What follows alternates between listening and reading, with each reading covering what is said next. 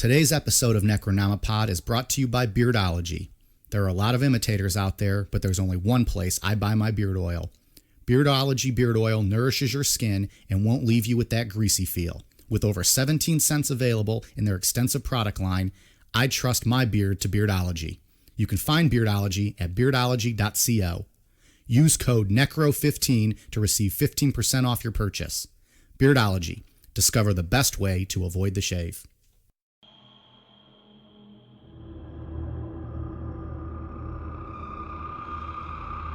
Abusive mom, tough childhood, loner. Stop me if you've heard this one before. Like every other serial killer we've discussed, Jerry Brudos had a rough childhood that led to a criminal way of life. At a young age, Jerry became fascinated with women's shoes, which led to him stealing high heels and then underwear at any opportunity he had. Jerry was also into cross-dressing. He was also into killing. Throughout the late 1960s, Jerry would go on one of the most bizarre killing sprees we've yet to cover. His fascination wasn't so much in killing itself, it was in having a human sex doll to use at his disposal. Once he would have a victim, he would dress their corpse up in his stolen shoes and underwear. He would take pictures, and then he would dispose of their bodies. It wasn't until his arrogant attitude towards these crimes got the better of him did police find their killer. I'm Mike. I'm Ian. And I'm Dave. If you think it takes a madman to chop off a woman's foot and store it in the freezer, stick around. As they say, if the shoe fits. This is Necronomipod. And it's a precipitating stress or an event. And I've been into the penitentiaries throughout the United States and abroad, and it's always a mother thing with them. It's always more so than the father. It's a mother thing where they may love their mother, but they hate her at the same time. And that is something that will trigger that event, or it could be something coupled with that. They lose a job. There's other personal conflicts in their life. So then they decide, aha, I'm going out. But it always begins with fueled by fantasy. Fantasy starts the fantasy through pornography, through their own drawings. It may not satisfy them, so they have to finally go out and do their thing and see if that will appease them, satisfy their urges.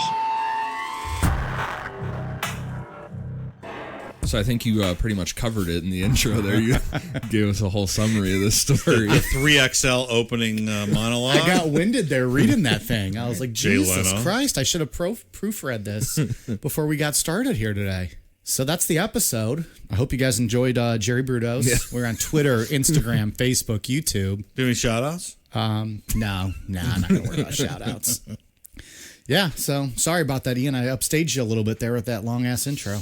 That's all right. I just think I teased people a little bit. Yeah. Yeah. Gave them blue balls, and now we're going to make them finish. What was that last week? The demon of blue balls that Michael Taylor got? Oh, he for sure had blue balls.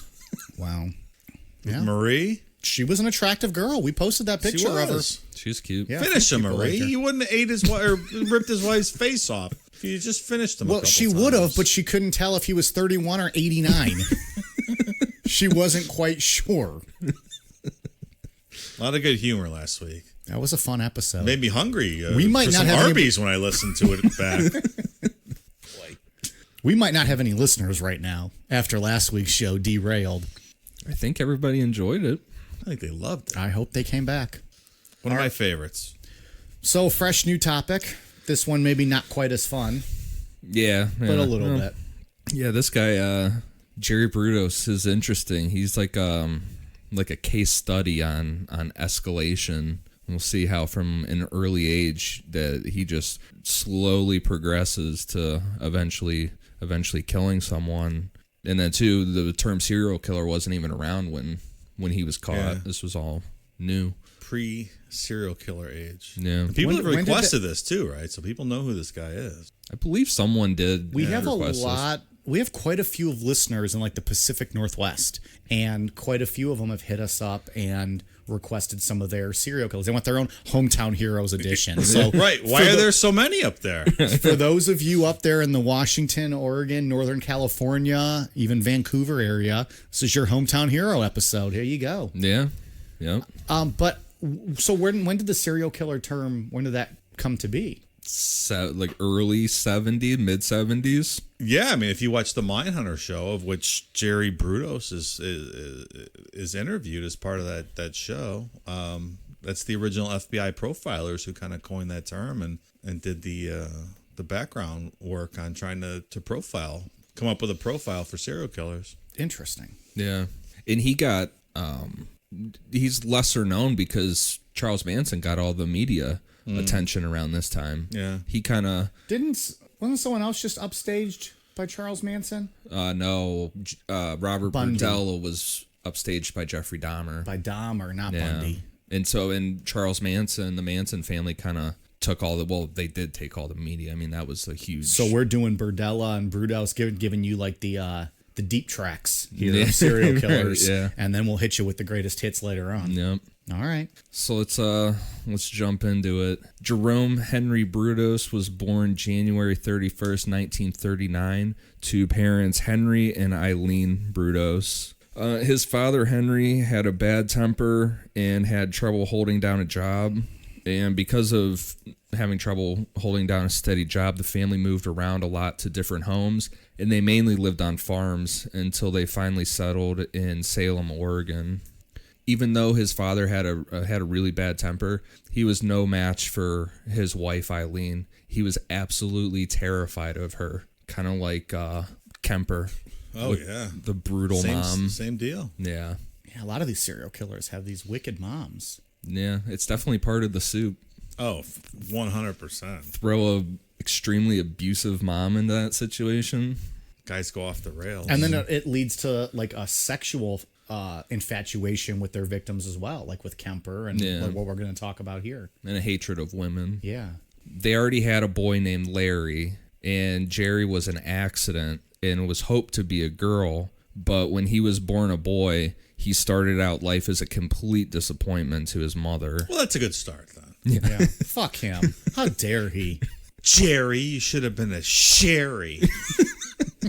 It's an ego booster from day one. Right. So his mom, Eileen, was a stay-at-home mom and would give Larry special attention in every aspect of life. And Eileen made it completely open and known that she basically hated Jerry from a very young age. Like he was probably, I mean, basically the whole time since like he could talk, 3, 4, she made it completely open that she hated him, completely despised him. Fine woman. Serial killer blueprint alert. I mean, it's all right here. Yeah.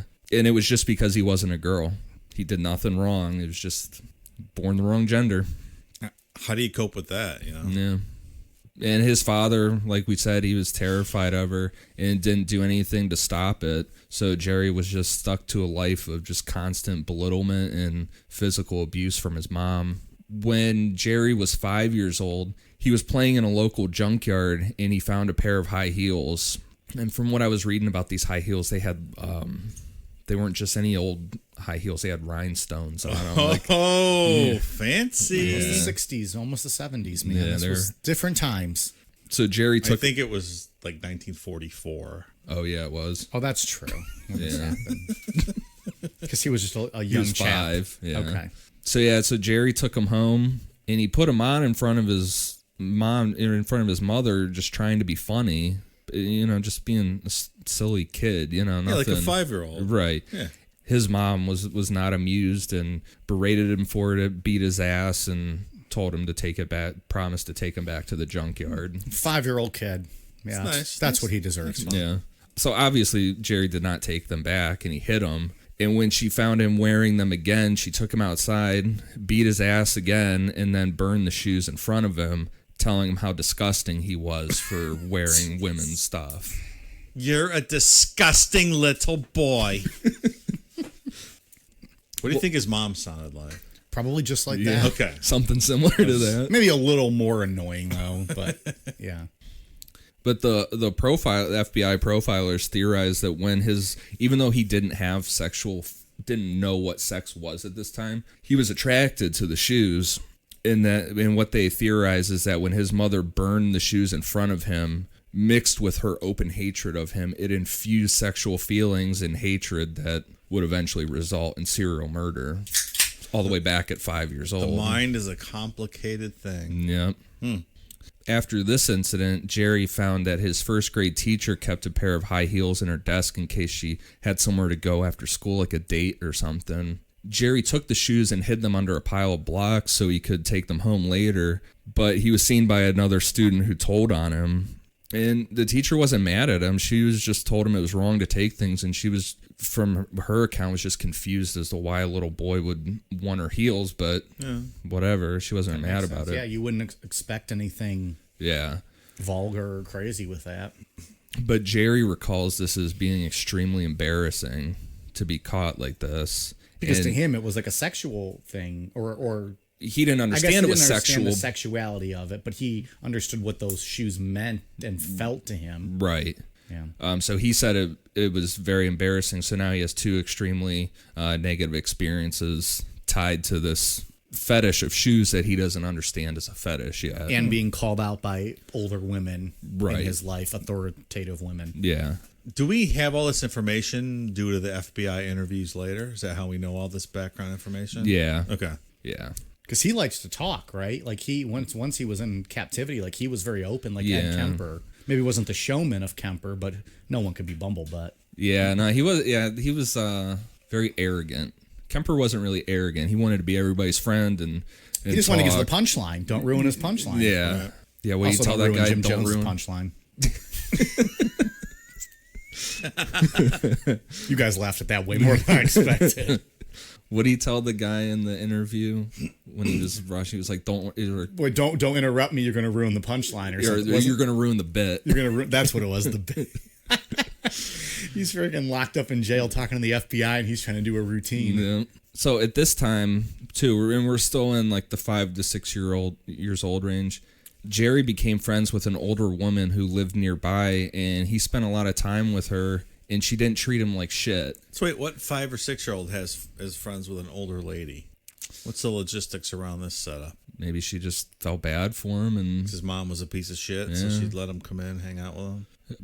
Maybe like that Myrtle. I can't remember her last name. The Myrtle lady that took in Jim Jones during the day when he was just wandering around, locked out of his house at 4, 5 years old. I mean, babe, I'm thinking it's just like a lonely elderly lady, and she sees this kid walking by, and he's talking to her. They just chatted up. Okay. I can't remember what age I was. Maybe 10. There was an old lady that lived down the street from me, and I would go over to her house and hang out.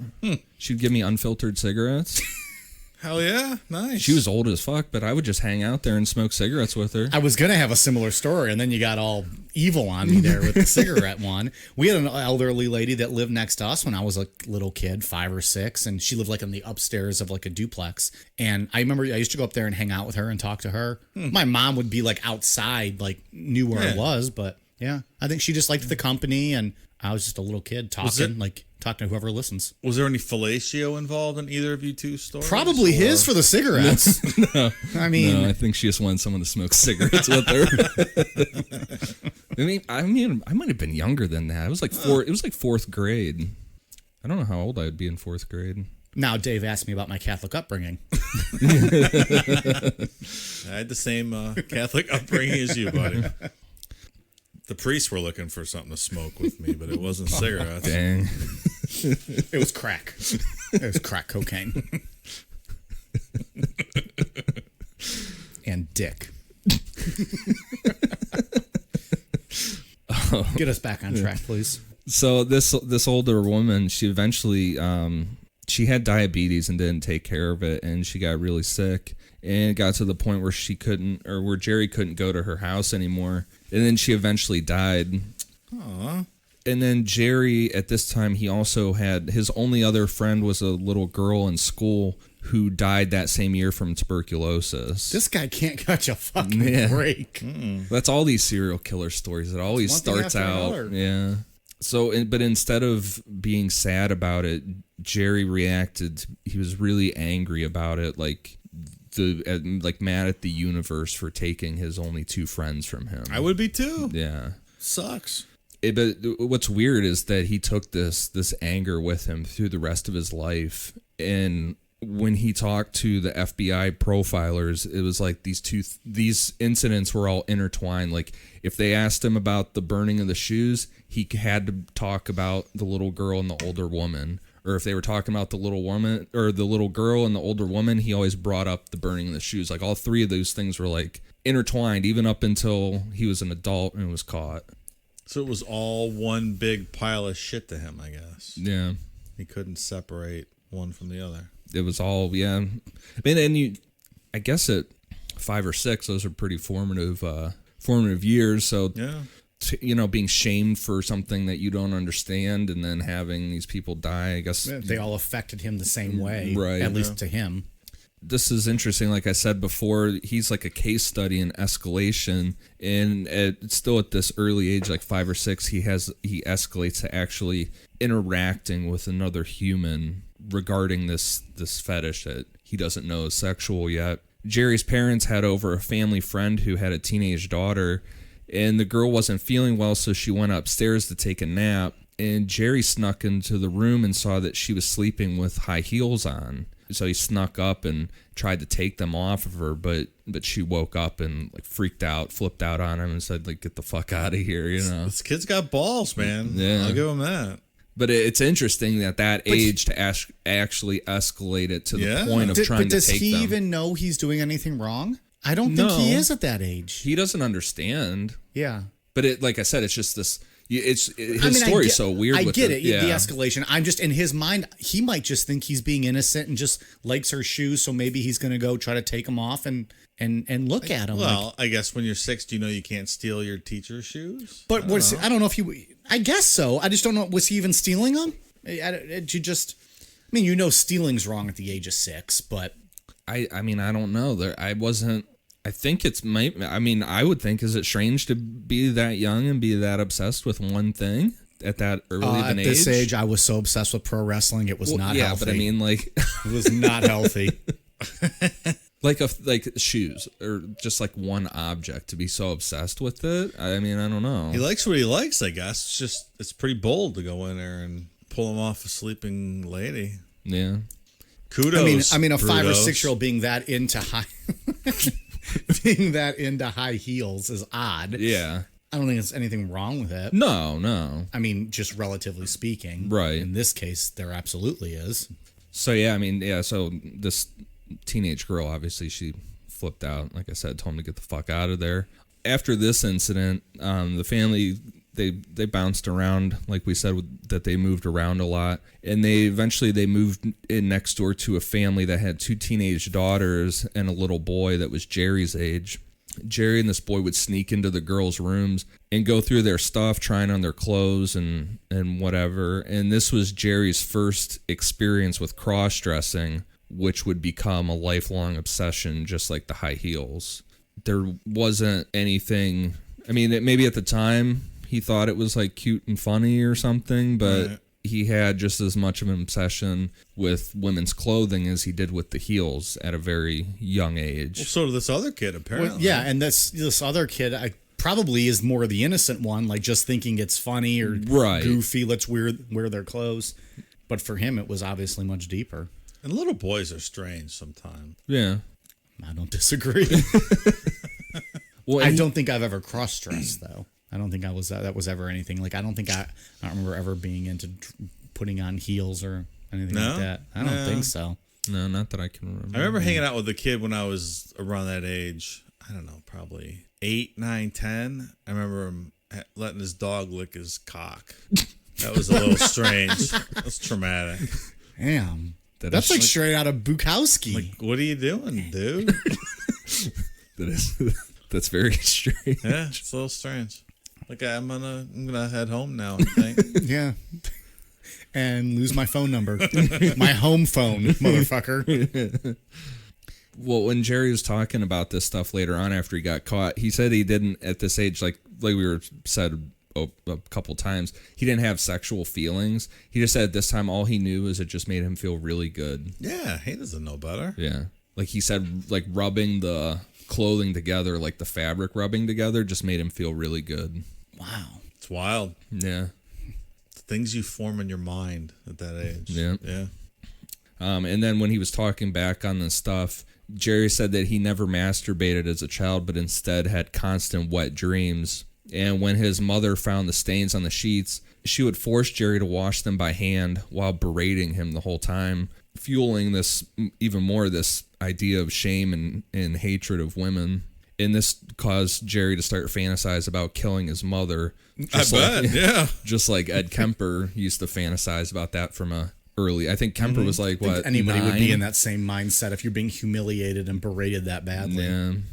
Well, yeah, I think Kemper was like 8 or 9 when he was sitting down in the basement being locked down there thinking about killing his mom. So in this, yeah, and I mean, he's continues to take this turn. Still at a really young age, we're probably still like in the 8, 9, 10 range. Jerry dug a tunnel near his house and started to fantasize about keeping women in there. Once he actually got a woman into this tunnel, all he fantasized about was hearing them scream to get out. This time, too, he also started to break into homes and steal women's shoes and underwear. So he's escalating, man. Yeah, he's escalating. Still young. I mean, yeah, he's still like in his like 7, 8, 9 at this point. Yeah. Wow. Breaking into houses? Well, and that's the thing, too, is like he still doesn't really have a concept of sex. So when he gets a woman into this tunnel, he's not thinking, well, I just want to, he doesn't know what to do with them other than he just wants to hear him scream, which is fucking crazy. Oh, boy. So no surprise, as Jerry got into his teen years, he was very socially awkward, and he was not the most attractive kid in the world. He had a lot of acne and was kind of overweight, whatever, just wasn't the most great looking dude in the world. Like every other teenage boy, he wanted to get physical with a girl or at least see a girl naked. So Jerry had his first escalation into a crime involving another person. This may be one of the greatest stories I've ever heard. This is something else here. Well, it's not as good as when his wife calls him fat, but we'll get to that because that's my favorite part of this story. So Jerry snuck into the house of a teenage girl and stole her underwear. Was it a thong? Dave, it's the 40s. There was no thongs back then. Yeah, you're right. The next day, he went to her house and told her that he was an undercover police officer and had been put in charge of finding a local thief who was stealing women's underwear. Look here, see? I'm looking for the penny bandit, see? Jerry told her to come to his house to discuss the matter, and and Jerry made sure that when he did this, that no one would be home at his house. When this girl knocked on the door, Jerry called her upstairs. And when she got into the room, Jerry jumped out of the closet with a mask on, holding a knife at her, and ordered her to take off all of her clothes. What kind of mask? I Like would an Ed Gein skin mask? I'd imagine just like pantyhose or something, He then took a bunch of pictures of her and ran out of the room. And then as the girl was going downstairs to leave, Jerry comes running back in the front door without the mask on and faking this whole heavy breathing thing, and told the girl that someone with a mask on had locked him in the back barn. It must have been the one to assault her. But think about how fucking scary that is. And that that's the same person. You know what I mean? Like, yes. She knows damn well that that's the same guy. I'm sure he didn't even all bother this. to change his clothes. No. Like, still out in like a red flannel shirt and jeans, but just no mask. I would say it's ridiculous, but it worked, though. It's kind of... Don't say genius. Don't say genius. I don't know what to say about this. The girl never reported the incident, and she was scared that Jerry would take it a step further and actually hurt her. Can you imagine doing that? No. Oh, this guy locked me in the barn. Guy with a mask on. Locked me in the barn. He's huffing and puffing because he had to run out there, wardrobe change, run back in. Stupid. I imagine him like running out to the barn. He trips. He's got to get back up. He's trying to grab all of his stuff. It's just it's really stupid and really really evil at the same time. Yes, and very bold. Yeah. Yeah, as a teenager, like 13, 14, doing something like that. How old was he? 14 years old? Somewhere in that Like age group. the cops told me I have to investigate the panty bandit in the neighborhood. So please come to my house. I don't think those were his words, but the panty bandit. But that's an awesome term. Like, I wonder if the girl was just like, fuck it, I'll just go along with this guy and see. Like, she probably didn't think like this kid was gonna hold her at knife point, and like do all this. But so because Jerry thought he fully got away with this, he ramped up his next crime. At the age of 17, Jerry convinced a girl from school, let him give her a ride home. Instead of taking her home, Jerry drove her out into the middle of nowhere. He forced her to get out of the car and ordered her to take her clothes off like the other girl. But when she said no, Jerry got pissed and started punching her in the face and broke her nose. Thankfully, a couple happened to be driving past and pulled over. Jerry tried saying that the girl fell out of the car and Jerry was just trying to help her. And the people are obviously like, that's not fucking real. No. Yeah, I don't think that happened. And then he changed his story and said that when he saw someone attacking her and he stopped to try and to stop the person. Oh, you don't believe that? Well, because what really happened was that I was just driving by and someone was attacking her. The girl's like, this motherfucker just punched me in the nose. So yeah, I mean, no one was buying this shit. So he was driven back to his house, and the police were called, and he was arrested. When the police searched Jerry's room, they found the pictures of the girl that he had committed the first assault on, and all the women's shoes and underwear that he had been stealing. This is weird because there's evidence that Jerry had kept underwear and shoes that he had stolen as a teenager all the way up until the day that he died, the day that he got caught. So it seems like the police just kind of had this boys will be boys attitude and let him keep all these underwear and shit. But at the same time, how are you going to prove or know those are stolen? Like, you're just going to see piles of underwear. Like, you might think it's weird, but what are you going to do? Open up a crime and find out, like, the case of the missing panties? Like, who do these belong to? Well, I would assume that people were noticing that in their local neighborhood that someone was stealing underwear. Because he would pull it off clotheslines, too. He wasn't just breaking in houses. Okay. Like, if people were hanging them on the clotheslines, he'd go and grab them. Okay. It's just lazy. I'm just cops, wondering, like, probably. would people even know if one pair of underwear was missing? Like, if someone broke into my house and stole a pair of my boxers, I don't think I would ever even notice. No. But I think a woman probably would. I mean, I don't know. Maybe. I don't know. But there's, like, movies from around this era with, like, college dudes doing, like, panty raids and shit. It's just a different time, yeah. I mean, that's I just mean, like, I don't think the cops would have even given really much thought to it. Right. Like, they're more focused on the actual crime, not worrying about panties and heels, Yeah. which could be his mom's. But, like, the whole panty raid idea, that's 100% a crime. Like, that's ridiculous. Yeah, you can't do that. Well, I'm not sure what a panty raid, I guess, Like, is. what would be a movie that would have an example of that or something?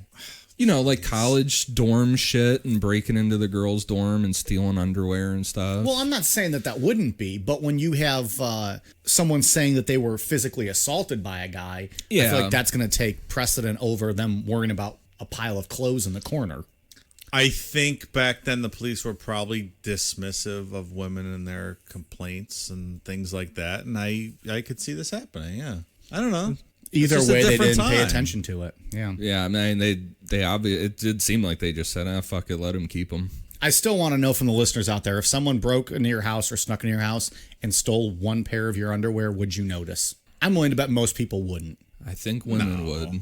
Really? I think so.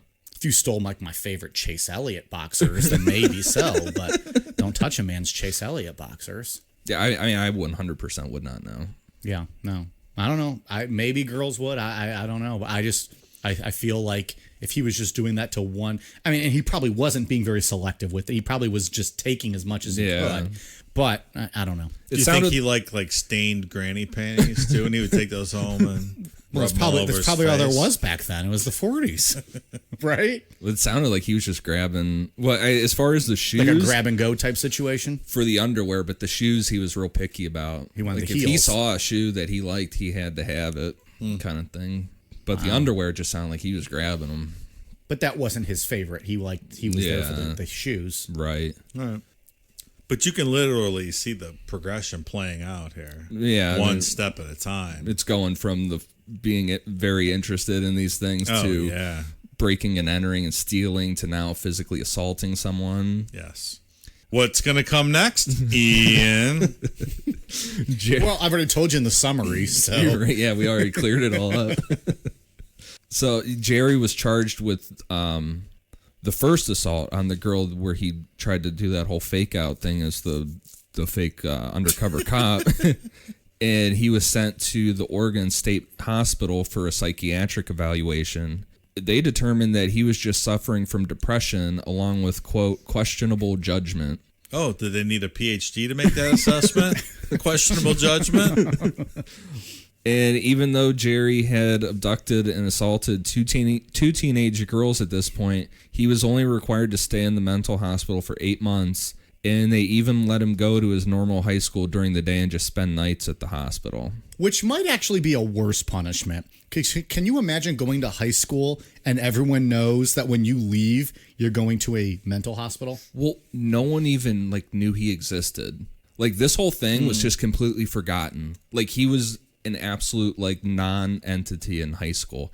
When he got caught, his public defender was someone that sat right next to him in homeroom and didn't even fucking know who he was or remember who he was at all. So, I mean, that's interesting. He was just a non-person. So, Wow, spoiler alert, he gets caught. Jeez. I already gave that away at the intro, so. Remember, it was his arrogant attitude. Yeah. So after high school, Jerry tried to attend college because he was really good with electronics, but he was just lazy and failed out. And at 20, he joined the Army. And once he was in the Army, he started to claim that a Korean woman was breaking into his sleeping area every night, trying to seduce him. Sounds like a Korean horror film. Well, he would try and fight her off, but she wouldn't stop. She would just keep coming back. And Jerry was confused why none of his other bunkmates weren't seeing this woman. What the fuck is this about? I don't know. Why was he fighting her off? Guy couldn't get laid to save his life. Now he's fighting off Korean women? I don't know if he's having really weird dreams or what the hell's happening here. But Jerry went to the higher ups and told them what was going on. And after 7 months, he was discharged from the Army for, quote, bizarre obsessions. But this is getting right around the time of where we're ramping up Vietnam, right? Well, somewhere in there. What, 20? 59? Well, how old is he here? A little early for Vietnam. If he was only 20. Well, Korea War, though. The Korean War. Well, that was 50 to 52. Yeah, isn't that not when we're at? Where are we at here? This is probably 59. He was born in 39. He's 20. Oh, yeah. I think we're past that. Okay. Because I was going to say, I mean, it seemed like at this time or around, it would be later, that the Army wanted whoever they could get, and then they just kicked this asshole out. Was he stationed in Korea? I mean, he very likely could have been. Yeah. But, yeah, so he was only in for 7 months, and they kicked his ass out. That's a weird, very strange story. Yeah. And I don't know what it's all about. If it's this dream thing he was having. Or was it the barracks cleaning woman or something? Or if he was just making it up to get out of the Army. True. Yeah, that's what my first thought was. He just wanted out. Jerry moved back into his parents' home, and he stayed in his brother Larry's home, or his brother Larry's room, while he was at college. But when Larry came back to live with the parents for a while, Jerry was forced to go live in a shed in the backyard. Sorry, Jerry. Larry's back. Jerry covered up all the windows in the shed and started to build this weird underwear shoe shrine thing where he would Little do they know that shed was the best thing that ever happened to him, because now he had his own little personal space. Yeah. And no one went back there. No one gave a fuck about him. Yeah, they don't care. So he's just back there in a completely dark shed with all these underwear and shoes nailed up on the wall. This guy's ego is just like a punching bag. Yeah. Oh, the son we did want's home, so you're going to be staying in the backyard. The son we didn't want. A lot of these guys are forced into really humiliating situations, Yeah. A lot of them.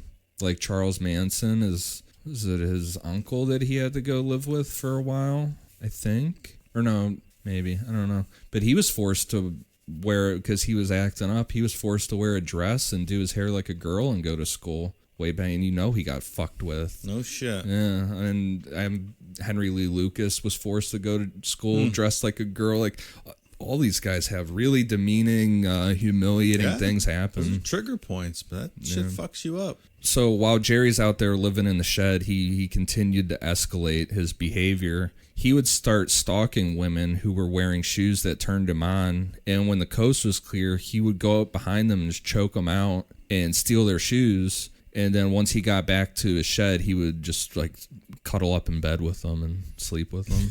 This is a bold motherfucker, man. Broad daylight. Jeez. He should have been a wrestler. It was a good wrestling gimmick.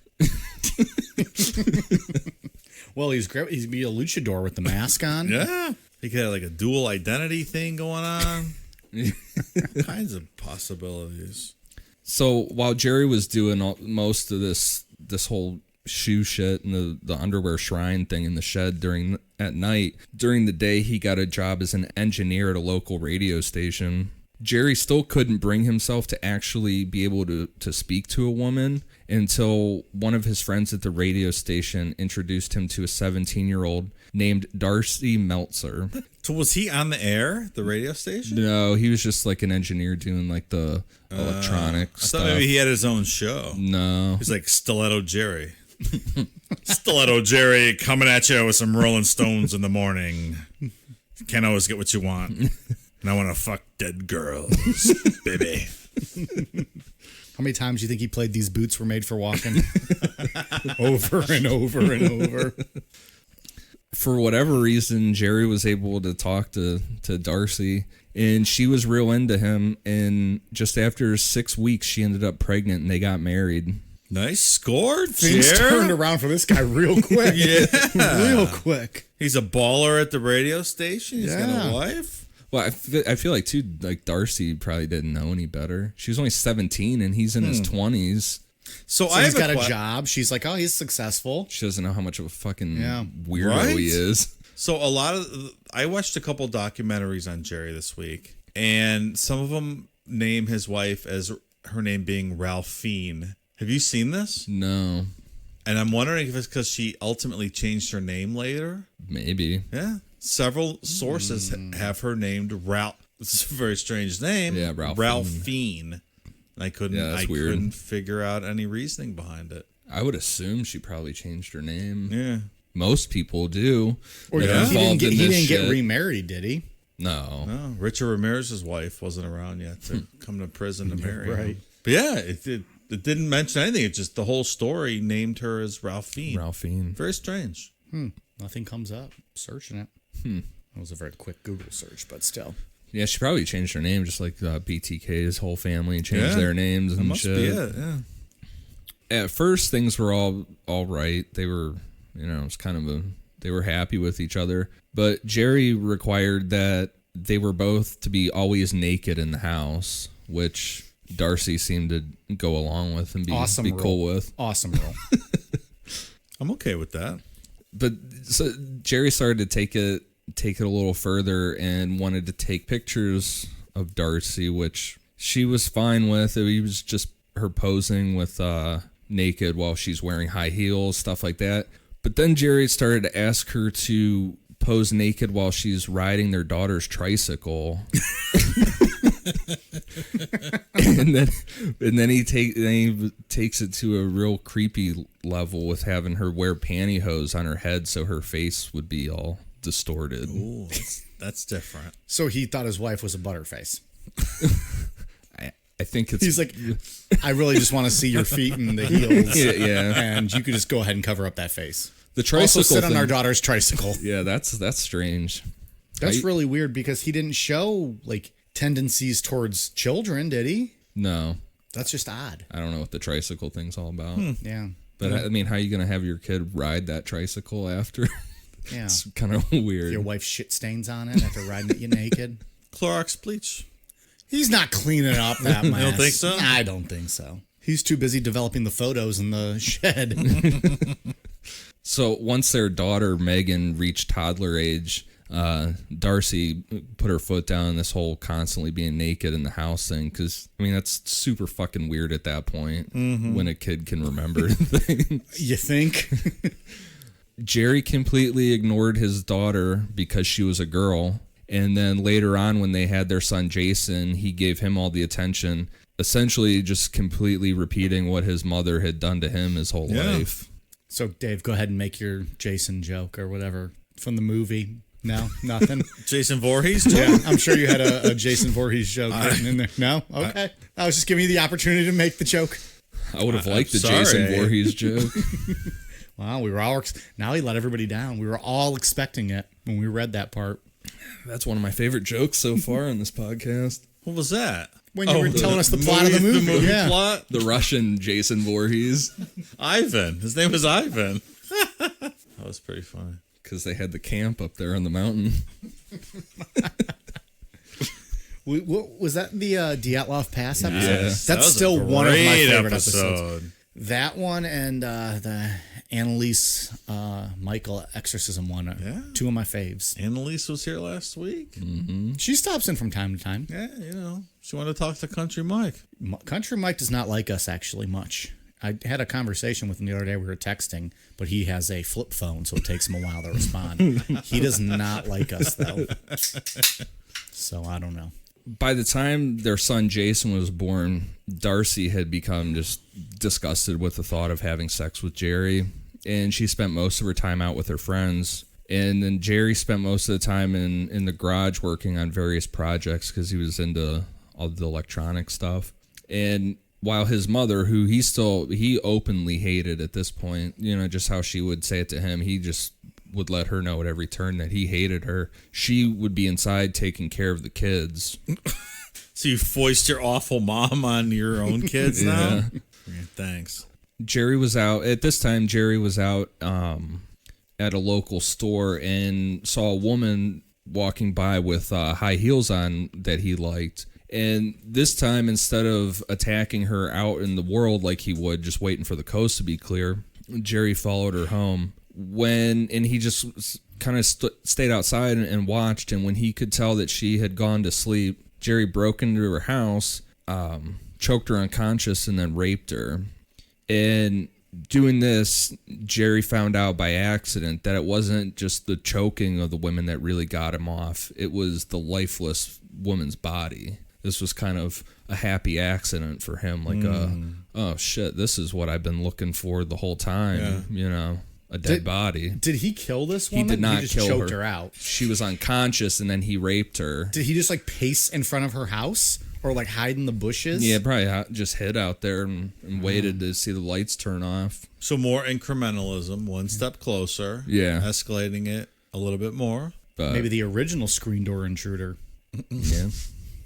Yeah, so this is kind of weird. And a lot of these guys have this too, where it's like an accident that they find what gets them off. Like John Wayne Gacy, his first kill was an accident, and he's like, this is great. yeah, like this is what I've been looking to do." Like, so that's kind of what happened here. Is that he wanted a lifeless body. So after Jerry realized that this is what he had been looking for the whole time, which, like we said, is just basically like a human doll, he started to fantasize about new stuff. And now he started to fantasize about having a huge freezer full of dead women that he could just take out and do whatever he wanted with, and then just put them back in whenever. And Yikes. just a rotating cycle of basically human dolls that he could do whatever he wanted with. And we didn't have any sex dolls back then, so... I was actually He wanted his thinking own about that. version of sex dolls. What's that? He wanted his own real life Yeah. version. of Maybe it. that's all he needed, right? I was actually thinking about that, like if one of those would curb somebody that had these type of fantasies. Right. What's the difference, right? I mean, I would assume, Well, there's probably. I mean, unless you're really getting off on actually killing them, like the process of doing that, Yeah. which I would assume has a big part in it. But I wonder if that would like curb. Right. At plus least to there's some that whole degree. foot shoe part of this thing that's interesting. Would the doll satisfy that shoe fetish part? I mean, you could put some shoes on it, right? Yeah. But does it?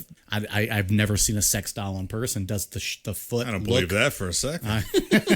Does the foot look like a human foot? They look like real people.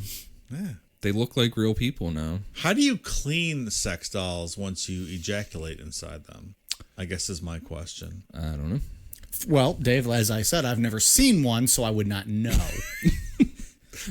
Me thinks he does Is it not protest just too much. Is it not just a blow up balloon? Like I thought, I just saw what the fuck they were. No, they're called. What are they called? Like the real doll. Yeah, right? real doll. The yeah, real they're doll. called real doll. How much do those things fucking cost? Like thousands of A dollars. couple, 5-10 grand. Let me guess. You've never seen one up close. We get it. No, but now I want to. I wish I would have. Google it. Google break it. Well, that's not going to help Just me type in much. real doll. Look at you experts fucking over here. There's that. I just remember listening to Howard Stern. He had the real doll conversations over the years, and the guy brought the real dolls in. How do you clean it, though? I actually just saw something. in the news I can't about tell this. if this is a real doll or like a 3D like graphic Let me image. see it. No, that's one. God damn. Oh, boy. That doesn't look like an act. Like the photo looks like it's a fake image. Are you saying you want to fuck the real doll? I'm just saying these are a lot different than what I expected. I only knew of blow up dolls. I did not know all of that existed. Yeah. Does she talk? I don't know. We'll have to look that up. Yeah. Now you can't ever say you've never seen one before. Dave's like, does she talk? Hopefully not. Is there a deaf mute model? Yeah. It'd be interesting if that would curb it, though, to some degree. Because, yeah, I mean, now that I see what they look like, you put shoes on them or whatever. I saw that there were. I'm going to go ahead and say it won't. I saw that there was something about child molesters because they were making real dolls that were children ones, and there was just laws put down on those that they can't sell those anymore, or ship them, for like child porn reasons. Because you're basically selling a Well, model I'll tell you of a a good child. story. Years ago, I needed a Halloween costume. Oh, boy. And I wanted to go as a priest, but I wanted a little boy bent over in front of me in my priest costume. So I had my wife trying to find me a little kid doll. Yeah. And she called, like the porn shops. They're like, no, we don't sell any shit like that. Fuck off. She got scolded. So I just made like one of those Halloween straw-stuffed little boys. And I bent him over in front of me, tied him around my waist, and I was a priest with a little boy bent over in front of me. We'll be right back. We like to drink beer, a lot of it. After a long night of drinking and talking crime and conspiracies, there's nothing that wakes us up and gets us ready to start the day better than Just Brew coffee. With a great selection of roast levels to choose from, you're guaranteed to find one that suits your style. Small batch roasted to highlight the unique features of each coffee bean, Just Brew Coffee caters to both casual and hardcore coffee drinkers alike. Since 2010, Just Brew Coffee has worked tirelessly to perfect the roasting process and technique, which has resulted in seriously delicious, always flavorful, and never bitter tasting coffee. If you're already drinking JBC, raise your mug. If you're not, raise your standards. Check them out in social media and remember, they roast, you just brew. Check out their new online store at youjustbrew.com and up your coffee game today. Use code NECRO15 to receive 15% off your order of 2 pounds or more. On January 26, 1968, 19-year-old Linda Slauson showed up in Jerry's neighborhood to sell encyclopedias.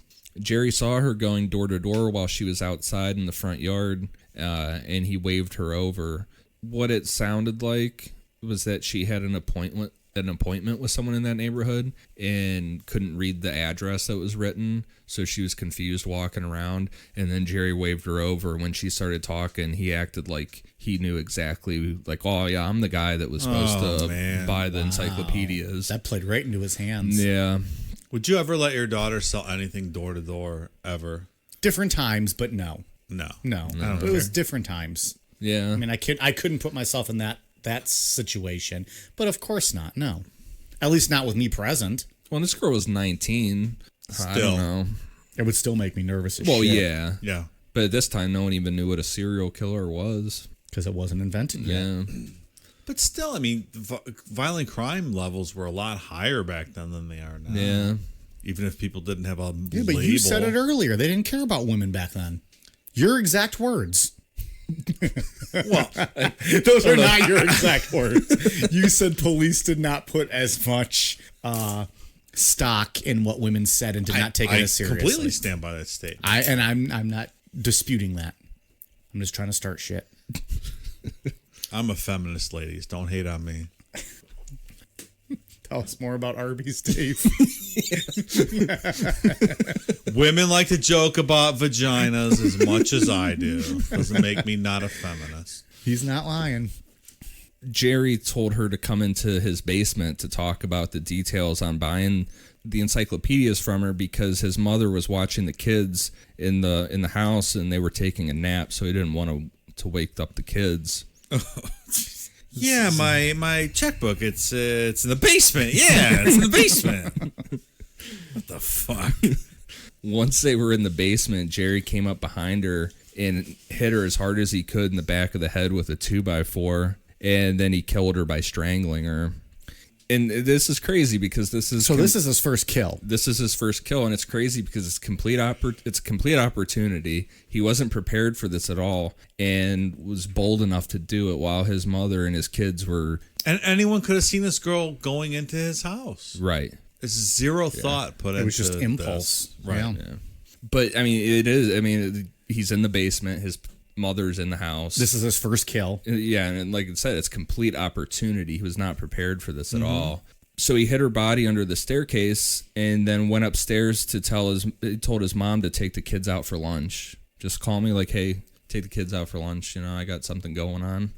Like, how can you suppress the adrenaline? Again, I know we always talk about this, but trying to put yourself in that situation. Like, you just murder someone in the basement. How do you suppress what I assume is the adrenaline level and go and calmly talk to your mother about taking your kids out for lunch? Right. It's just unbelievable. I think part of it, and we'll see later with Jerry, is that like getting one over on somebody is part of the whole process.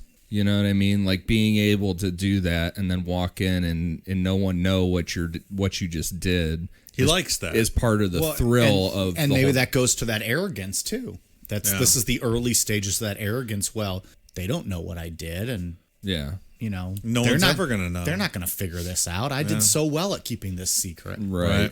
At least this is where that confidence starts to build because they don't catch on to it. Yeah. Well, think about the confidence that he's had up until this point to just go out in broad daylight and choke out a woman and steal her shoes. And nothing happened, so he's like, we're going to take this up a notch. Yeah.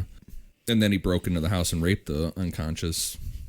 And again, didn't get caught. Yeah. Well, you know. So after Jerry got his mother out of the house, he heard someone else come into the house because he's down in the basement, so he heard footsteps. And it was Jerry's friend Ned who had a key to the house and stopped by to see if Jerry wanted to hang out. Ned Flanders. Yeah. Howdy, neighbor. This is Ned showing up. Come on, fucking Ned. Because it would be a worse time for you just to show up. Also, even if you have a key to someone's house, who just shows up and uses it? It's a great point. Yeah. To actually unlock the door. Like, I'm just going to come in. over unannounced to your house, just open the door and come in and be like, hey, you want to hang out? I mean, if you just walked You're in like, the house. motherfucker, text me first. Back then, you would have been like, call me. Yeah. You know, whatever those rolly phones were back then. A rotary phone? Did you say the rolly phone? Well, right. I knew they were called rotary phones, but I was saying the rolly, the little gimmick that you did to dial. I don't know, Dave. Those were before my time. I was not alive for those phones. My grandma had one when I was little. I remember it. Yeah. I remember calling. Well, of course she was before. I had when I was little too, Ian. He had one of those phones that was against the wall where you had to hold a little thing to your ear. You can't dial out. People just call you. Like, there's no buttons on it or anything. I don't know how those work. The Garfield 12323. I remember that. Operator, Remember 1-800? give me the police, please. Remember 1-800-COLLECT? Yeah, all that long distance collect calls. It all used to be a big thing, and now it's absolutely not anything. I used to call people from like a payphone with 1-800-COLLECT, and in your message where you tell them who they are, you say everything really quick that you need to say, exactly. and then just hang up, and it goes to them for free. Yeah. Like, hey, I'm stuck at the mall. I need you to come pick me up. Click. Yeah. That's how we fuck the system. You know, this guy's stealing shoes and killing people. Get us back, Ian. Get us back. So Jerry went up and talked to Ned for a bit. Said it was like 5 or 10 minutes. And then Jerry, this is a really wild excuse. He told Ned that he was down in the basement making nitroglycerin and had to get back to it and focus on what he was doing. I'm wondering if that's like a normal thing for Ned to hear. Like, oh yeah, just Jerry's making nitroglycerin down in the basement. Well, I'm going to get the fuck out of the house before it blows up. Oh, well, I'll let you go. I'm going to go back home, see Barb, but let me know if you want to get together for dinner. Bye, Jerry. Bye, Ned. Nitroglycerin. So when Ned left, Jerry went back down and brought out Linda's body. And he said too about this that it wasn't adrenaline running, like he wasn't like freaked out or anything. He said he almost just felt excited, like to get back to playing with a toy or something. You know, like if you buy something, you're like, oh fuck, I want to go home and try that out. That's what he said. Like his feeling was like, I just want to get back down there and play with this body. Yeah. So he stripped her naked and then dressed her up in a bra and underwear from his stolen underwear collection. And because this was just a complete crime of opportunity, Jerry didn't have a camera to take pictures of her. So instead, he sawed off one of her feet and kept it in the freezer. And then every once in a while, he would bring out her foot and put some of his favorite shoes on it. Man, do you think she ever got cold feet? Damn. Wow.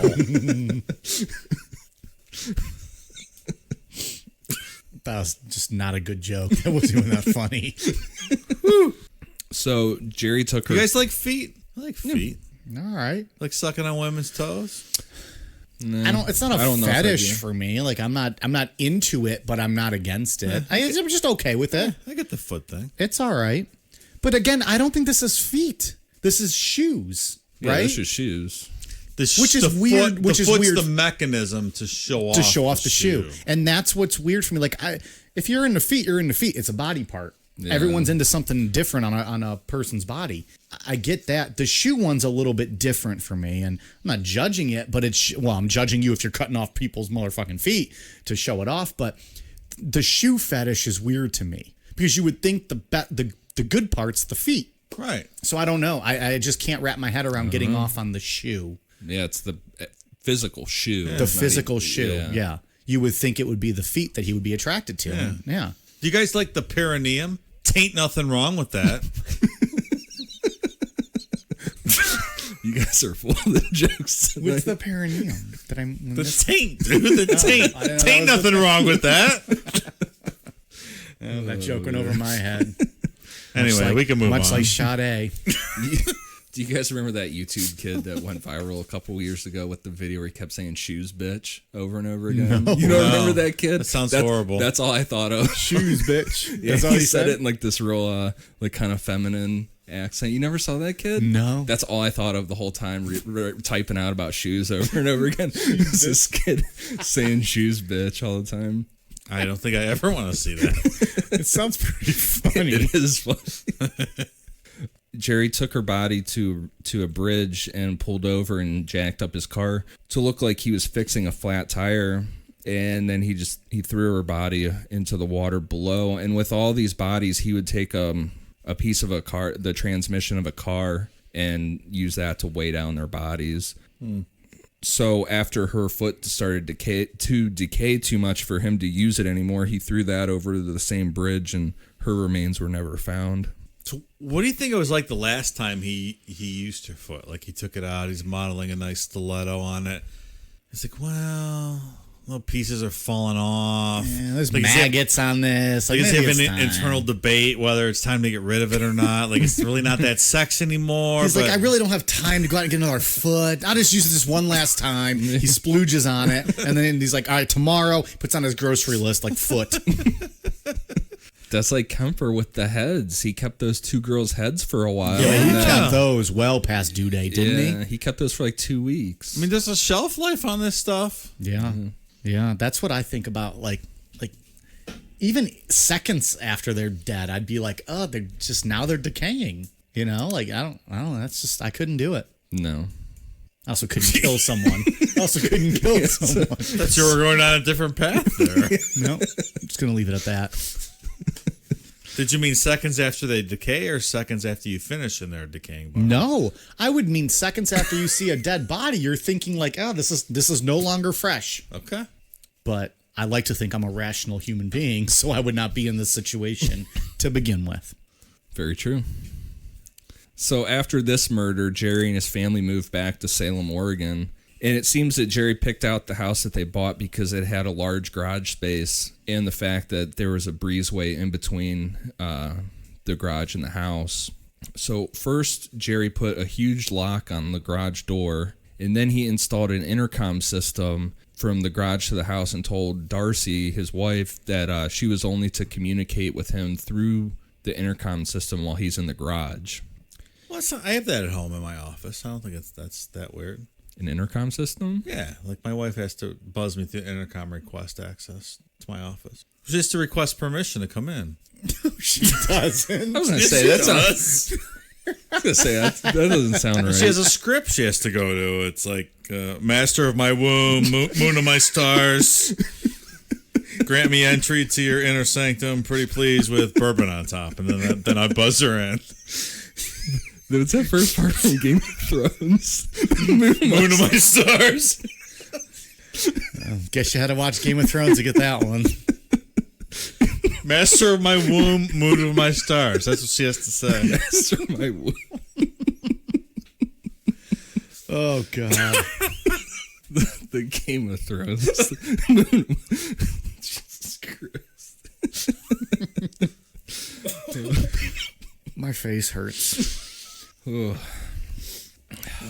All I'm saying is I can relate.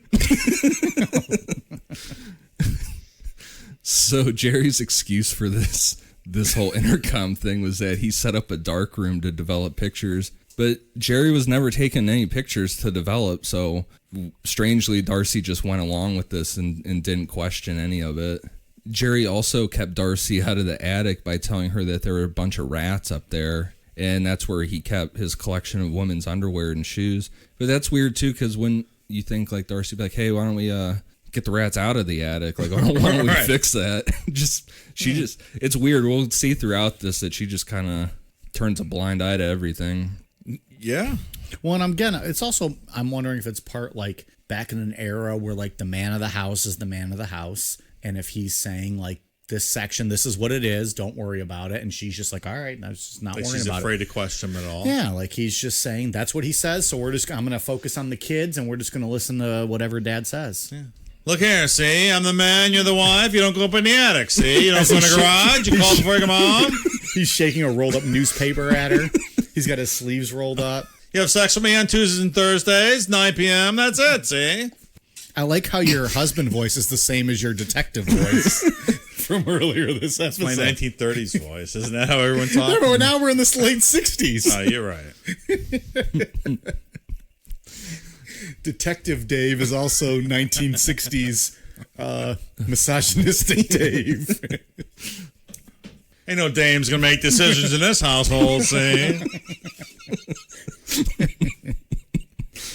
So Jerry then even started to tell Darcy that when she was out with her friends that she had to call before she came home. And this goes to what you were just saying, because he would always joke with her every time she called, because she was kind of like, what the fuck, like, why do you always want, and he would always say, I have to kick the blonde out first before you get home. That's not suspicious at all, this guy. Yeah. That's like an Ed Gein type joke. Yeah, he's got the bits there. Yeah. Oh, she's hanging in the shed. Yeah. I killed her. So things even continued to get more bizarre between Jerry and Darcy.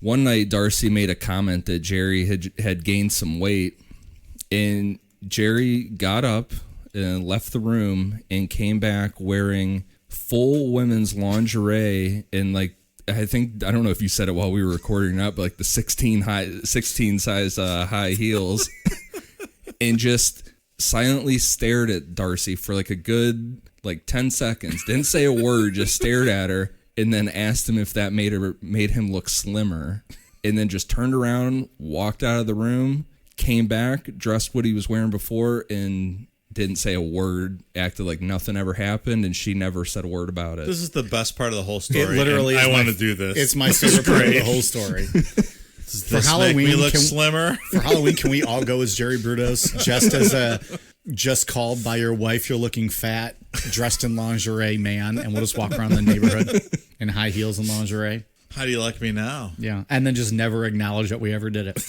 But think about for that like we were saying, that time period, like man of the house thing, like how fucking bizarre and weird would that be Darcy to have? Oh my God! This huge, over 6 foot tall guy, over 200 pounds, come walking out in high heels and shit. First, she would probably be like, "Where the fuck did you get those huge ass high heels?" No Like, questions asked, though. I know. No one said a word, right? He just stared at her, and then Yeah, she never said anything about it. So Asked, weird. does this make me look slimmer? And then just leaves. So 10 months after his first murder, Jerry would commit another crime of opportunity on 23-year-old Jan Whitney. On November 26, 1968, Jan's car broke down while she was driving home. Two young guys were walking by, and they stopped to help her out. And when Jerry was driving by, he decided to stop. Jerry told them that he could easily fix the problem, but he needed to go home first to get his shoes shoes. Go Mechanic shoes on. go home first to get his tools. So Jerry took the two guys and Jan in his car, and that's like a security thing. Like, I'll take the guys with me, you know. Yeah. And then they happened to be on the way home, so he dropped those guys off first, and she was already at ease. yeah. And when they got back to his house, he told Jan that they had to wait until his wife got home because he didn't have the key to his house. Which is flag one. Yeah, well, the whole... Come on. Yeah. It's ridiculous. After some small talk, and she's sitting in the back seat this whole time, too. So after some small talk, Jerry got into the back seat with her and asked her if she wanted to play a game. Jerry asked her to close her eyes and then asked her to describe tying a shoelace without using her hands. When she did, Jerry took a leather strap and strangled her. But before she was fully dead, Jerry raped her in broad daylight in his driveway. And then when she was finally dead, Jerry took her to the garage. And like his first victim, dressed her in lingerie from his collection. But this time he had a camera ready to take pictures. This guy is just a bold motherfucker, man. Yeah. Broad daylight in his driveway of his house. Yeah. When he was done taking pictures of her, he had sex with her corpse, and then he hung her from a hook in his garage. Jerry kept Jan's corpse for 5 days, and every day he would come home from work and do the same as before, dress her up, have sex with her corpse. And like he kept Linda Swanson's foot, Jerry kept a trophy from Jan too. He cut off one of her breasts and filled it with sawdust, mounted it to a board like someone would mount like the head of a deer or a fish or something. Like a trophy. Yeah. Put it up on his wall. Yep. So, what does that girl smell like on day 5? I mean, come on. Yeah. He doesn't have like a full freezer or anything. Yeah. She's just hanging from a hook in a garage, and he's... Yeah. Jesus. That's what I don't get. It's that. unbelievable. I would start thinking about that from the second that she died. Like, oh, now this is just a decaying body. I mean, but on And day 5 5, you can have sex with this decaying corpse. I mean, that's... Not to sound like super, like getting the crazy details, but when you strangle somebody, everything empties out. Mm-hmm. Bowels, everything empties as soon as they die. So... Something to think about. Yeah, just that's why they used to. There was And they're hanging, so gravity's going to do its job. well, that's the old saying from way back with public executions was don't ever go underneath the gallows or whatever, because when they hung someone, just shit and piss, everything would just all drain out of them. So you got to think that garage probably smells fucking disgusting Absolutely. at that point, unless he was doing a really good job of cleaning it, but I'm sure he wasn't. Yeah. Again, hard to imagine. So and then going to even more just not wanting to accept that something was way off with Jerry, Darcy found the mounted breast, and Jerry told her that it was just an experiment that was for a novelty paperweight. Like what kind of? It's filled Dave, with you have sawdust. one of those on your desk? I do not. Paperweight. No, he's got the cock version. I don't. Okay. It also works as like one of those stress reliever balls. He just squeezes it when he's stressed. How fucking stupid to say it's a paperweight. It's filled with sawdust. A paperweight. And There is some willful blindness going on. a with, lot of this. Darcy Brudos. Yeah. But I guess why would you ever think, like, you wouldn't necessarily think that your husband's doing all of this. But you would have You to think wouldn't, something. though. I don't know. All clues lead up to it at this point. I mean, what? But, like, I'm trying to put myself in that mindset, like we talked about earlier. You would never expect your spouse to be doing that. So you might believe what they're saying if you're finding a few of these things. Yeah. I'm not giving her the benefit of the doubt. I'm just trying to put myself in her mindset. And again, like we said, she's a woman in the late 60s where he's the man of the house, and it's a time where when he says what he says goes. I suppose that's a big Maybe part she's of it. just trying to keep the peace and keep their kids safe, and that's all she's worried about. And he's not bothering them, so what does she care? It's just I try to picture what. I mean, I don't think that he probably took really great measures to preserve this mounted breast. So I'm wondering what it looks like to make you be like, oh yeah, that is a novel. You can't say it's a paperweight. I mean, it's mounted to a board. That's not what a fucking paperweight is, number one. Well, who are you to fucking dictate what a paperweight is? This fucking beer can right here could be a paperweight if I say it is. You put it on top of paper doesn't blow away. It's a paperweight. All right, fair enough. It's a stretch, man. But to be Yes, like because that's the stretch of this whole story tonight. That's the stretch. it's just very strange. Jerry continued with this whole being bold thing, and he left Jan's body hanging from the hook in the garage while his family went out of town for a weekend to visit family that was living out of town for Thanksgiving. Wait, this is after the 5 days? No, yeah, this is after. Yeah. We're at 5 plus a long weekend? Yeah, so he had sex with their corpse. Yeah, so yeah, after the 5 days, then he went out of town for sort of vacation for Thanksgiving. So and left her body hanging by just a weird chance accident. While they were gone, a drunk driver veered off the road and wrecked into Jerry's garage, partly busting open the garage door. Police checked out the scene and either didn't notice or just completely ignored what you would assume would be the smell of a rotting corpse coming out of Jerry's garage. And all the police did was leave a business card for Jerry to call when he got back in town because they didn't want to do an illegal search. Think about like nowadays, if you get caught just with the scent of scent of weed, you're probable cause. We're going in. SWAT team. Yeah, you're fucked.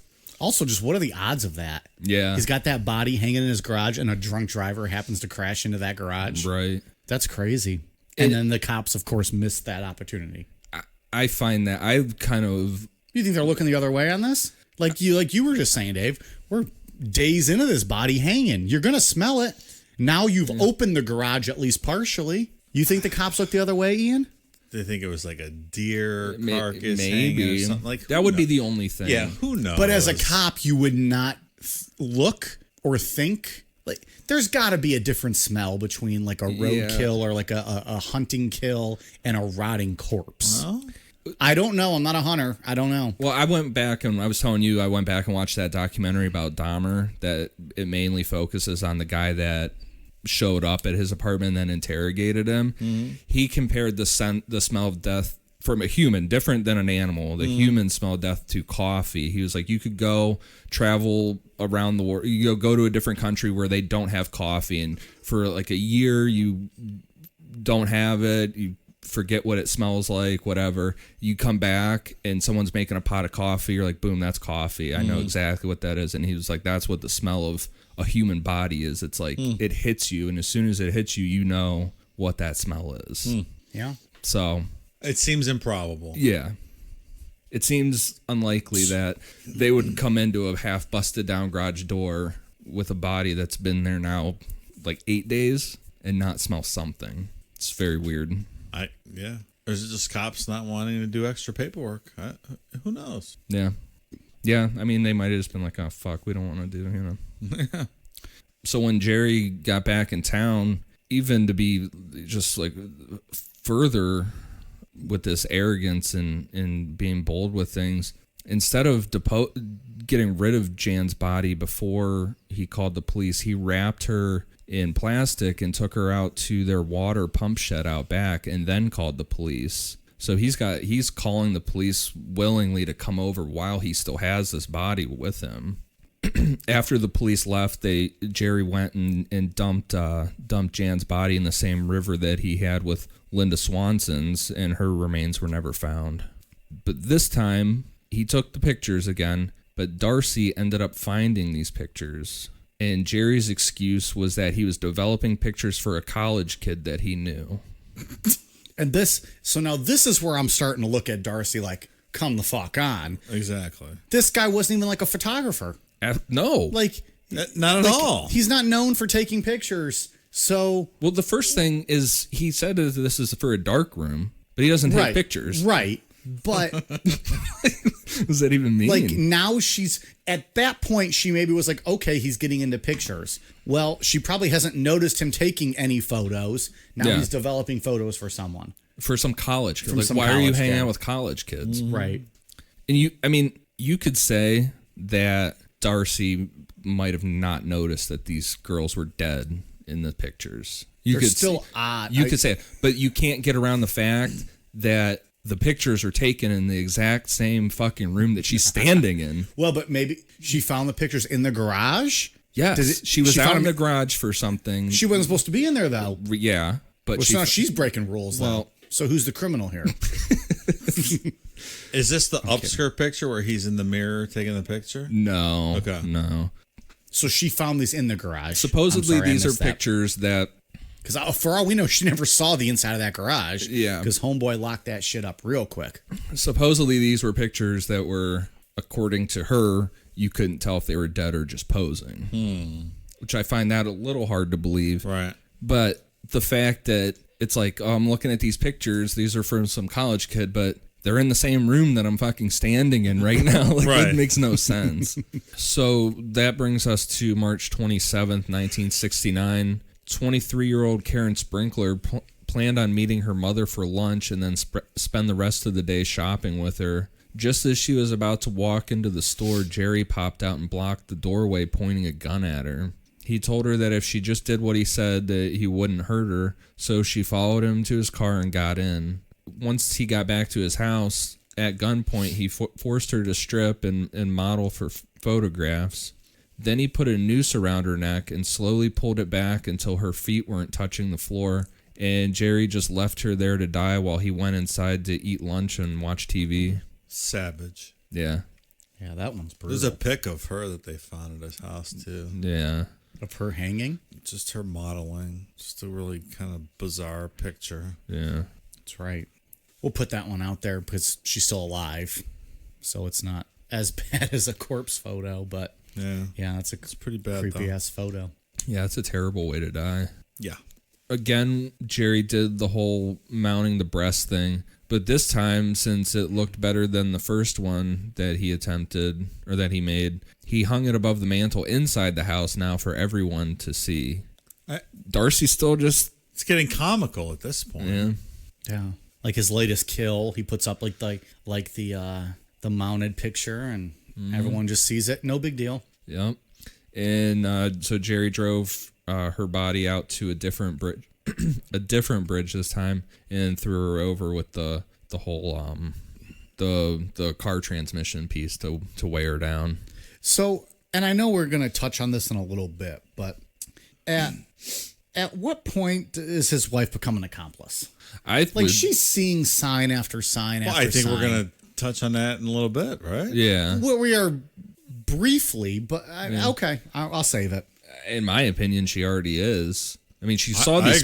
She saw these photographs. You see now 2 mounted breasts that clearly aren't paperweights because they're not heavy. They're not heavy. This guy is fucking passionate about paperweights. I'm just saying. like all serial killers, the time between offenses was getting shorter and shorter. And less than a month after murdering Karen Sprinkler, Jerry would try to abduct 24-year-old Sharon Wood in a parking garage. Sharon was walking to her car on the way to meet her husband to discuss their divorce proceedings. As she was walking, she felt a tap on her shoulder and turned around to see Jerry pointing a gun at her. He tried the whole "just come with me and I won't hurt you" thing, but Sharon screamed as loud as she could and fought back. Jerry put his hand over her mouth to try and stop her from screaming, but she bit down and wouldn't let go. And with his other hand, Jerry grabbed the back of her hair and slammed her to the ground. As they're sitting on the ground fighting, a car came driving by and Jerry got up and ran away. Good for her. You don't get in the car. I mean, once you're in the car, you're dead. So Yeah. Good for her for fighting back. And I picture her being in a very bad mood, having to go to discuss divorce proceedings, yeah. and she's like, fuck Probably this. pissed off. Yeah. She's hating men. Like, she Yeah. wants to punch somebody. Bad timing for our buddy. If that ever happens to you, ladies, put your thumb in the corner of the guy's eye and scoop out their eyeball. and then kick him in the dick. Well, and there's witnesses from this too that said that they saw a very large woman wearing a dress and stuff. So you could assume Jerry was out there wearing women's clothes No at this shit. time. So he probably Wow. he probably rolled up on her, cross-dressing and stuff, and she's already in a bad mood with this divorce thing. She's probably like, "Motherfucker, like, get the fuck away from me." So with this one being unsuccessful, the next day Jerry tried to kidnap 15-year-old Gloria Smith, and this one failed as well. Because, I mean, he's doing these in broad daylight. You know what I mean? Like, these are really... Not thought out, not planned. no. We've talked about this before, but I bet it's interesting to have, these survivors of these attacks, later when all this comes out and, I survived Jerry Brudos trying to kill me kind of thing. Yeah. So it was the girl that Ted Bundy tried to kill and testified against and stuff. But it must be wild to be a survivor of these attempted, killings. Yeah, especially to see how close, Yeah. you know how close you got to... That's right. to being like that. Then we go to April 23rd, 1969. Jerry found 22-year-old Linda Sally walking in a mall parking lot after buying some gifts for her boyfriend's birthday. Jerry flashed a fake police badge and told her that there had been a lot of shoplifting going on at the mall and that she fit the description of the person responsible. So Jerry said, get in my car, come with me. Oh, my God.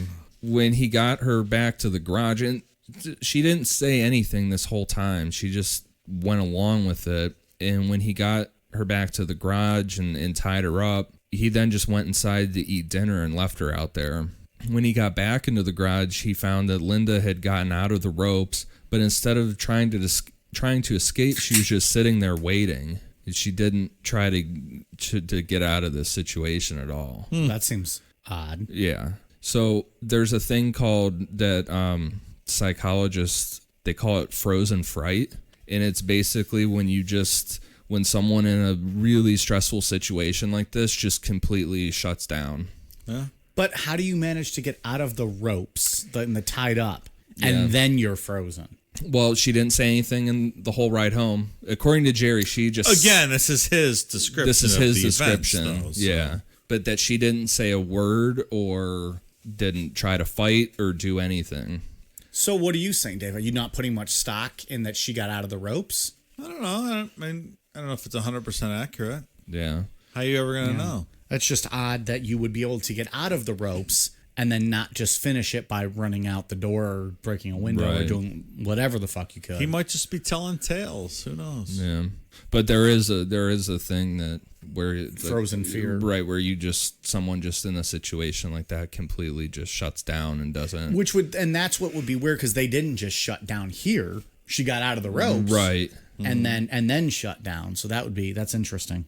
So Jerry tied her up again, and then, like before, put the noose around her neck and slowly choked her to death. So, and it was, like the pulley on a garage door, like the chain thing, like that's what it was. Like, it would just slowly ratchet up till, and then after she was finally dead, he took her down and had sex with her corpse.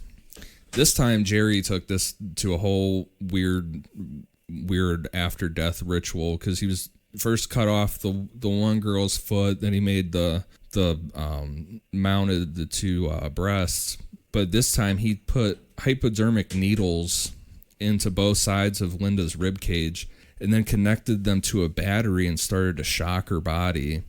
And he said that he wanted to see if he could make her corpse, quote, jump like a frog in a skillet. That's a direct quote from him. This guy's an electrician. Yeah. What kind of bullshit is this? So this failed because he didn't have enough electricity to do anything, to make her body do. I don't even know if that would really do anything anyways, but he took the whole neighborhood grid down. What do you mean he didn't have enough electricity? So it didn't work the way that he envisioned it, and he took her body to the same bridge as before and threw it into the water. That's a wacky little subtext. Yeah, there. it's just strange. Really strange. But it's important to note that there was a police task force set up around this time that were working really hard to find these missing girls. It wasn't like the police from before that kind of turned a blind eye to that whole garage door thing.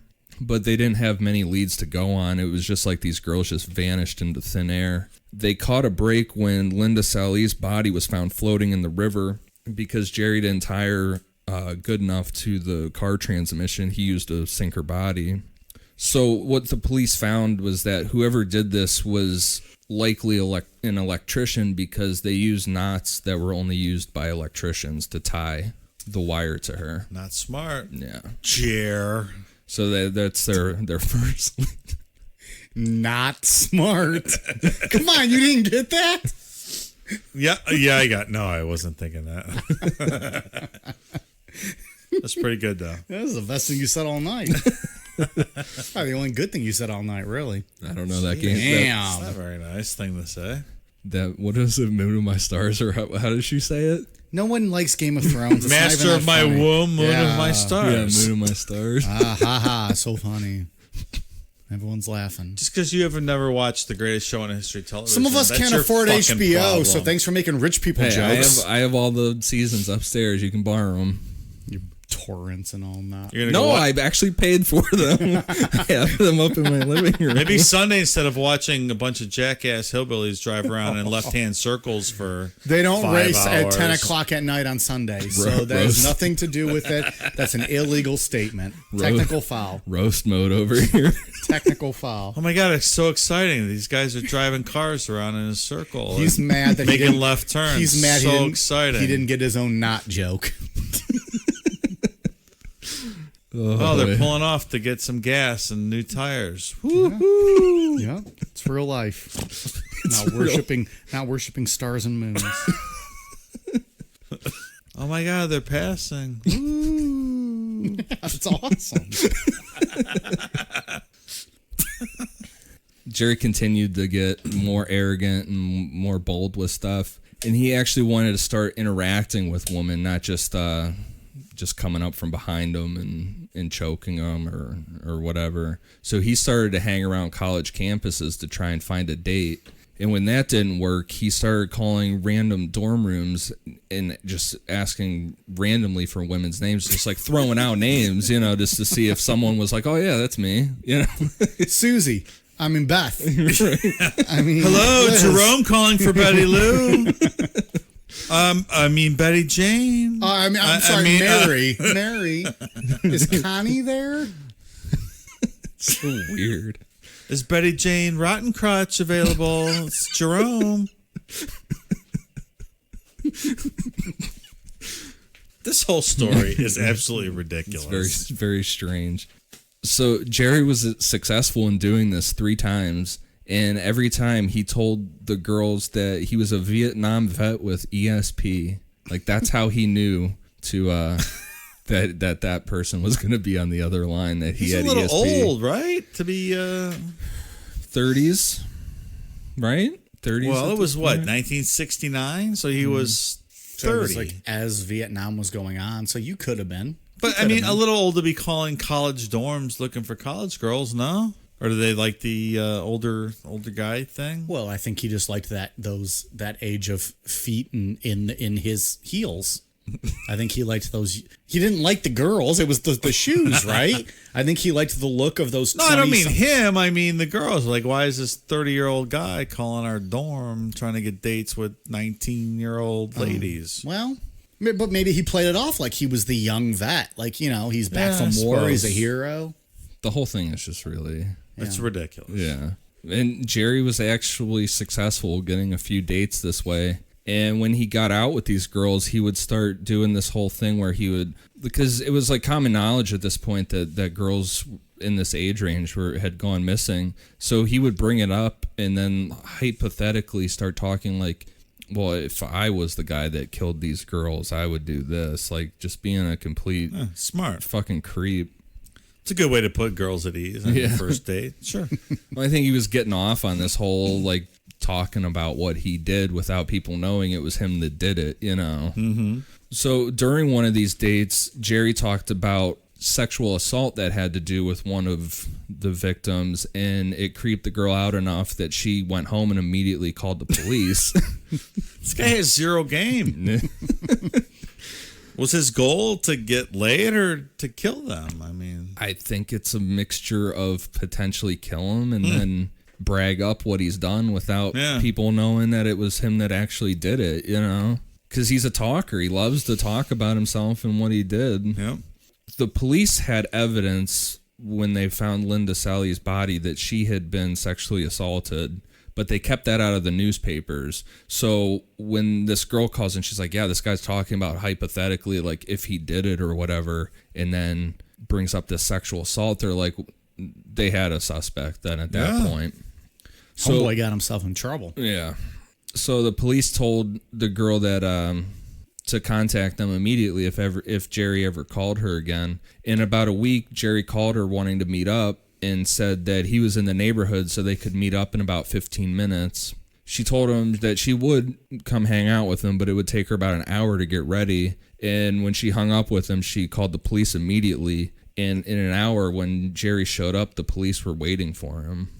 And I didn't put it in the outline, but when Jerry showed up, the police were waiting for him.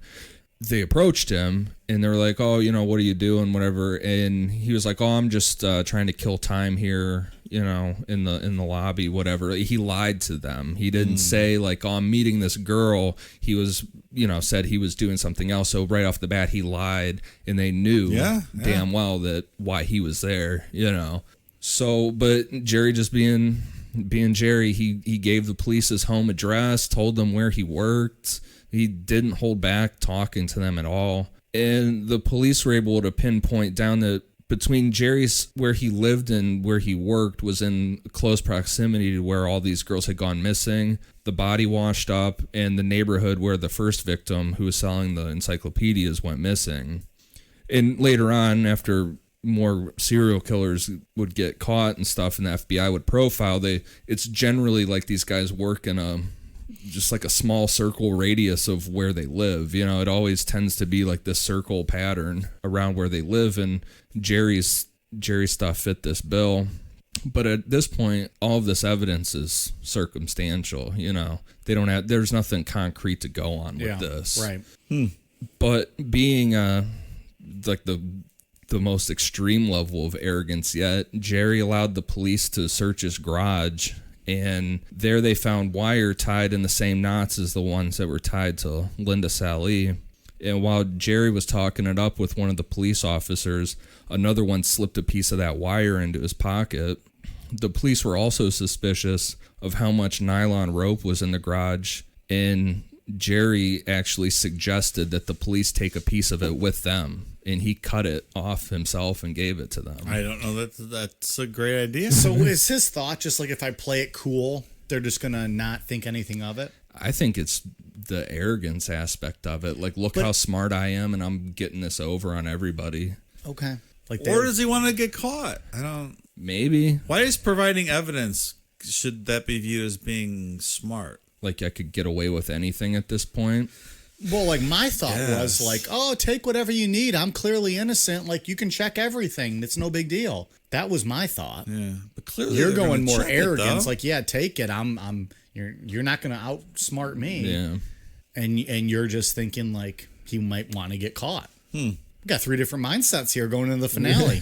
Well, it's like I don't like Ted Bundy. I can't remember if it was one of the police officers or someone who interviewed him, but how smart he was acting, and the whole time the FBI guy's like, "Well, but you're the one sitting in jail, and I'm not, you know. So how smart are you really, you know?"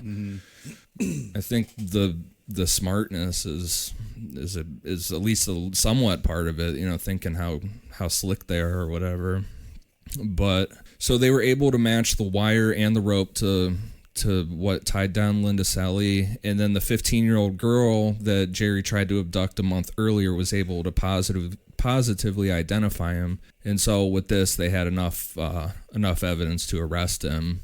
And just after a few hours in custody, Jerry confessed to everything. He sung like a bird. And it's like, Which goes to your point, Dave. Maybe he wanted to be. Yeah. Well, it was said that he just wanted to talk about it. It wasn't like I feel guilty. He just wanted everybody to know. He had this pent up for so many years. Fucking Darcy wasn't bringing it up to him at the dinner table Yeah. over the Salisbury steaks and mashed potatoes or whatever. Like how Kemper played himself out to be like this weird, like sympathetic person, like a hero in all of his stories. Jerry just wanted to make sure everybody knew exactly what he did and how evil of a person he was. Jerry called Darcy from jail and told her about his collection of women's underwear and the photographs and asked her to burn them. She burned some of them, and at the point of turning the blind eye, this is what we were talking earlier. I mean, this is like, and you're an accomplice at this point. You're burning things that he's telling you from jail. Right. The police were able to recover some of the photographs, and in one particular one, Jerry put a mirror under the skirt of one of the victims while she was hanging from the noose, and in the reflection of the mirror was Jerry's face, which is Creepy as fuck. very creepy. Yeah. I haven't been able to find that picture, but they portrayed it on Mindhunter, and it was pretty creepy. Yeah. So with that was enough evidence to put Jerry away for the rest of his life. And the police charged Darcy as an accessory to Jerry's crimes, but she was found not guilty. Why? Jury just found her not guilty.